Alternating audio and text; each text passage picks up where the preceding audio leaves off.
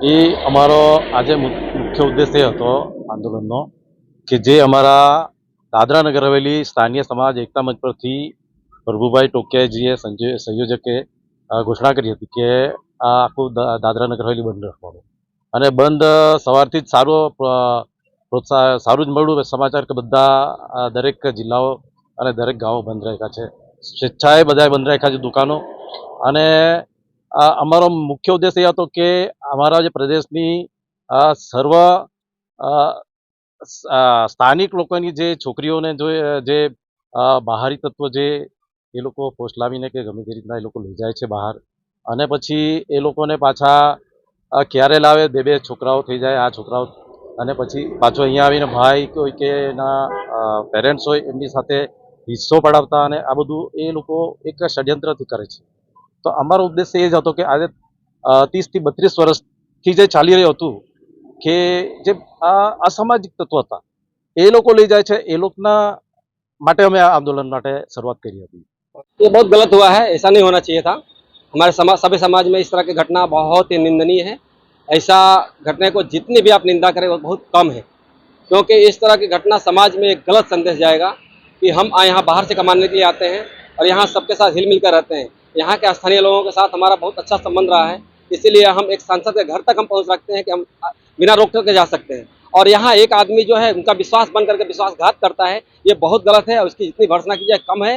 और ऐसे लोगों को समाज में किसी भी तरह की बढ़ावा नहीं देना चाहिए और इसको समाज में रहने देना नहीं चाहिए। ऐसे आदमी को एकदम अलग थलग करना चाहिए जो इस तरह के कृत्य करता है। हमारी एक सिर्फ सांसद की बात नहीं है, यहाँ किसी भी बहन बेटियों को समाज में इस तरह की कृत्य नहीं होनी चाहिए और इसकी जो भी कृत्य करे इसका निंदा किया जाना चाहिए और हमेशा की जानी चाहिए। इसीलिए आज ये बंद जो किया गया ये जन आक्रोश है लोगों का, अपने ही स्वयंभू। यहाँ कोई नेता नहीं है, कोई सिर्फ आम पब्लिक है और आम जनता और आम व्यापारी है। इन्होंने व्यापारियों ने आज ये दिखाया कि हम आपके साथ हैं और हम इस समाज के साथ बिल्कुल हैं। जो स्थानीय यहाँ पे हैं इनके साथ रोजी रोटी है तो हर चीज़ हर चीज़ का साथ रखे हैं और यहाँ रोजी रोटी कमाने आए हैं तो इनके हर दुख सुख में हम साथ में हैं और साथ में रहेंगे। और ऐसे लोगों को समाज से अलग किया जाना चाहिए। जो मंच पर नाम लेते हैं उनको बदनाम भी किया जाना चाहिए, उनको समाज से अलग अलग किया जाना चाहिए। અને એવી દુઃખદ ઘટના છે કે એવી ઘટના મારા સાથે પણ મારા ઘરે પર બની છે અને મારા પરિવારમાં પણ બની છે। એવી દુઃખની ઘડીમાં આજે અમે રેલી કાઢવા આવેલા હતા અને હજારોની સંખ્યામાં પિકઅપ ટેમ્પા થઈને અમે આવતા બધાને પોલીસ પ્રશાસને રોકી અને અટકાવવામાં આવ્યા। તો મારે કહેવું છે કે આજનો આદિવાસી સમાજ જેની પાસે પૈસા લાખો રૂપિયા હોય તો ગમે તે કરે, પણ મારો આદિવાસી સમાજની મા દીકરીઓ પાસે શું થશે? આજે હજારોની સંખ્યામાં દાદરા નગર હવેલીની મા દીકરીઓ ગાયબ છે, છતાં પણ એનો કાંઈ પતો નથી। અને મારા જ ગામમાં એક મારા જ કાકાની છોકરી છેલ્લા 3 વર્ષથી ગાયબ છે, કોઈ પોલીસ પ્રશાસન એનું સાચો જવાબ આપતો નથી। તો એક મેસેજ અને એવા મારા આદિવાસી સમાજ માટે અમે આવ્યા હતા, ઘણી સંખ્યામાં આવ્યા હતા, પણ પોલીસ પ્રશાસને ના પાડી અને તમને પરમિશન નથી। તો શું મારી મા દીકરી પર કાંઈ આવું અત્યાચાર થાય તો શું પોલીસ પ્રશાસનની પરમિશન લેવી પડશે? મોટા મોટા લોકોની છોકરીઓ જાય તો આવું જોઈને અમારા આદિવાસી સમાજની છોકરીઓની શું હાલત થશે? એના માટે અમે આજે ભેગા થયા છે।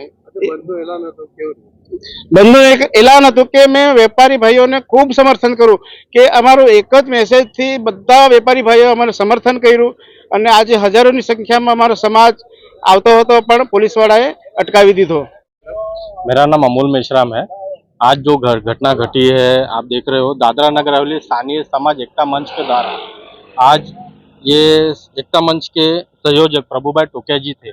आज उनको उनके निवास स्थान से सुबह 4 बजे पुलिस ने उठा लिया और उसी के साथ हमारे पार्टी के, कांग्रेस पार्टी के जो पदाधिकारी थे, दिग्गज भाई जोशी, अरुण शर्मा जी और फिर उसके बाद में राठौड़, जयपाल राठौड़ जी, उनको भी पुलिस ने उठा लिया।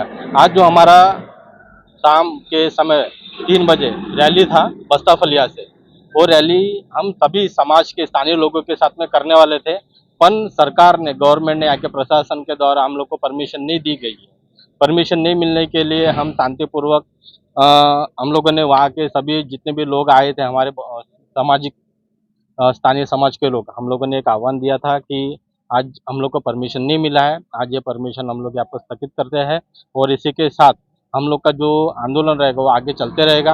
हम लोग आंदोलन जो करते रहेंगे, हमारा आंदोलन आगे और बढ़ते रहेगा। हम लोग इसके ऊपर काम करते रहेंगे, ये रुकने वाला नहीं है।